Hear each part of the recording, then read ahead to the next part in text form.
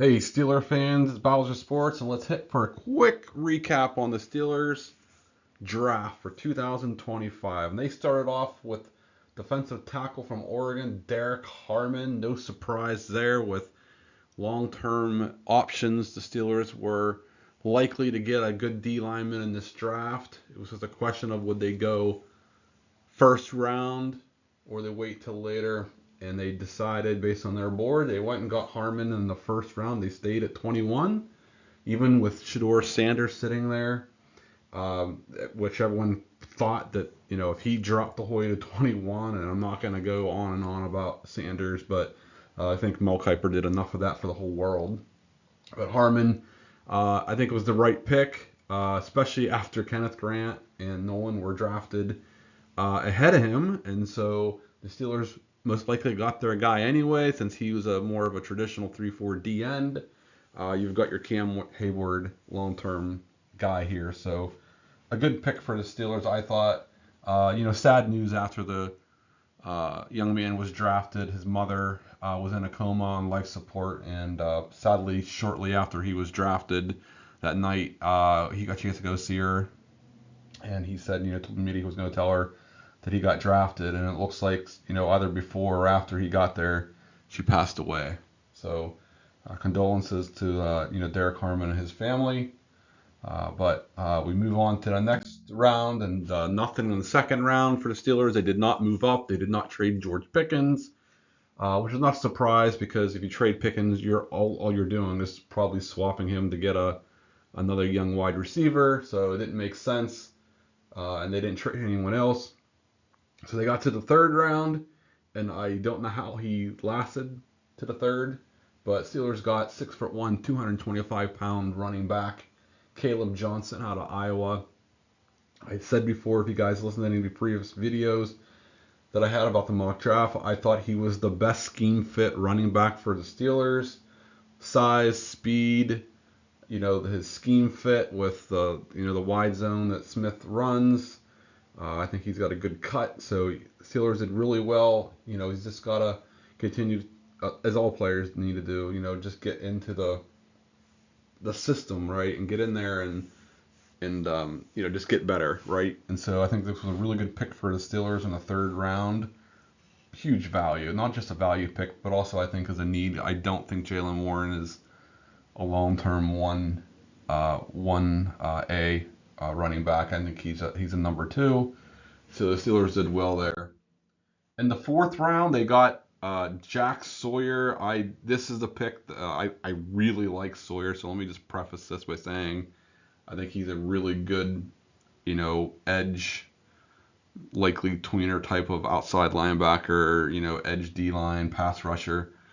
I'm not sure the scheme fit as a true outside linebacker.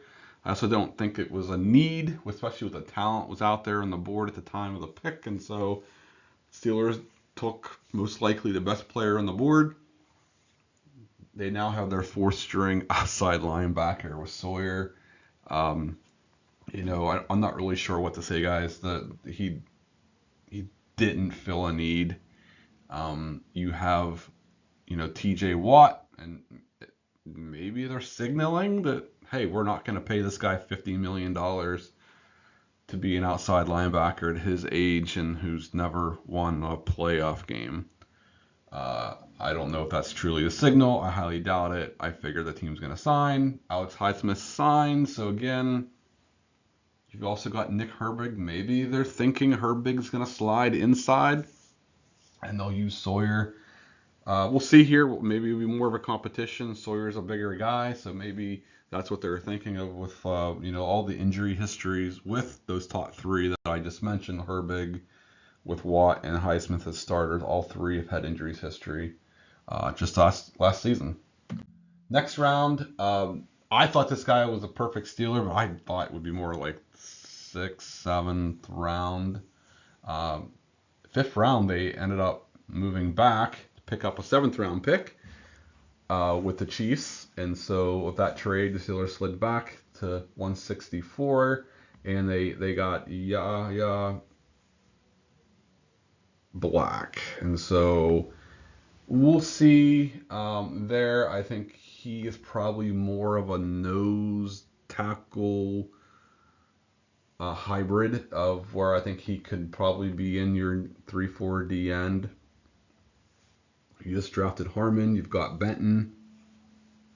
Black can probably be that guy who's going to compete for the nose tackle role. And so we'll see also with the injury to, the shoulder condition that Harmon has, and he may need surgery. So we'll see there. But if he does, he's probably going to be out 4 to 6 months, from that surgery date. So we'll see if they opt for, rehab versus surgery for Harmon. So nice pick up there. And then the Steelers got, I thought, which was, a second, third round talent quarterback with Will Howard out of Ohio State. I think he's, a potential starter, not in year one. I think this is where the Steelers need to get a decision made about what they're doing. It's probably going to be Aaron Rodgers signing.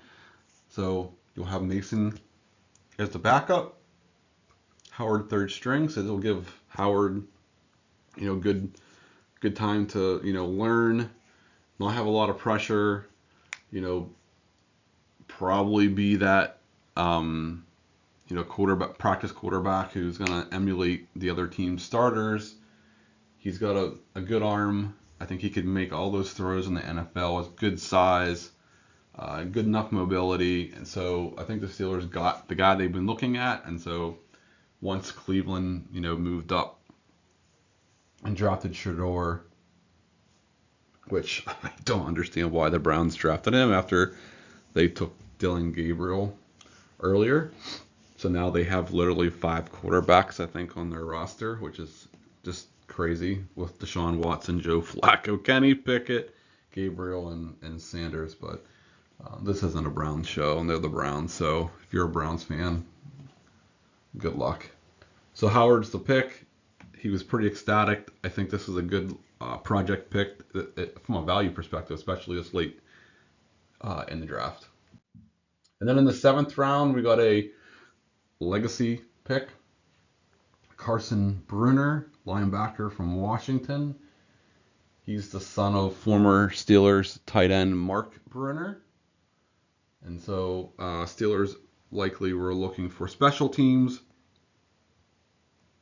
and inside linebacker play. I'm not sure if Brunner is going to be a guy unless he comes out flying in camp.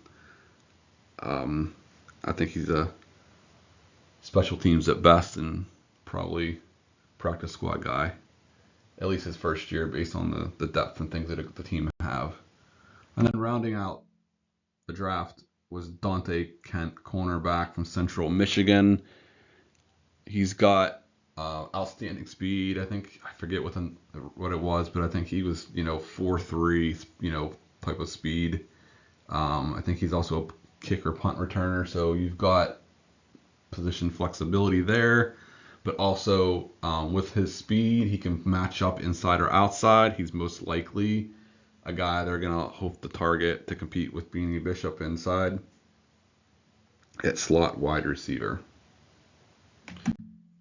And of course, end the show with that look. That is probably what you're about to hear and see. Aaron Rodgers to the Steelers. I would not be shocked if this is what happens. Again, it could be weeks before this becomes an actual thing. What do you think about the draft? Leave comments down below how you think the Steelers did. Did you like the 4th round pick of Sawyer as best player available with the other players on the board? What do you think? I think outside of that, I don't have a problem with their picks. And so we'll see what they do with the undrafted free agents here tomorrow. But for now, if you enjoyed today's episode, please leave a like. Again, drop some comments for discussion, and please subscribe. It's free to do. And until next time, everyone, have a good one.